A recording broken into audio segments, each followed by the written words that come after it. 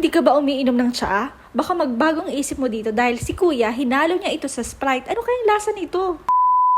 At dahil wala nga akong magawa, na-curious ako kung anong lasa nun. Kaya tara, subukan natin. Una, kailangan muna natin ng Lipton Yellow Label dahil baka mag-ibang lasa kung iba naman yung brand na gamitan ko, diba? Share ko nga lang din na mahilig talaga ako sa tsaa ever since. Paborito ko yung green tea, pero ang hindi ko maintindihan, bakit hindi ko gusto yung lasa ng matcha.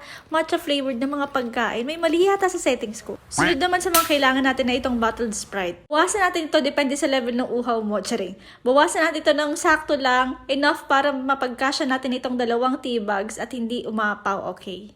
Turuan ko kayo kung paano mabilis maipasok sa bunganga nitong Sprite itong tea. So ito na nga, ang gagawin ay kailangan lang natin panipisin yung laman niya sa loob nang sa gayon ay madali natin itong maipasok. Tatakpan ng maigi dahil patatamblikin natin ito mamaya. So ayun na nga, ganyan siya. Tapos kailangan lang natin maghintay ng 20 minutes. Kakasabi ko lang na 20 minutes tapos na agad. Ito na, kukuha na tayo ng baso. Wala nga akong kamalay-malay na parang may bumulong sa akin. Si Insan yata yun. Kamayin ko na raw itong yellow at saka itong lemon. Ayan, pinigaan ko na nga ito ng dalawa. At ibusan natin dito yung pinaghalong Sprite at tsaa. Ha, ano kayong lasa nito? Siguro yung nakaisip nito, gusto niya mag-soda. Pero napaisip din siya, gusto niya mag-tsaa. Kaya ang ginawa niya, pinagsama niya na lang.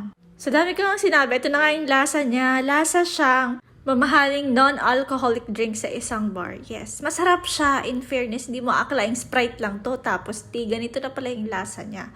So kung gusto nyo nga mag 50-50 kayo, I mean kung gusto nyo 50% healthy at 50% hindi, eto ang inumin na para sa'yo.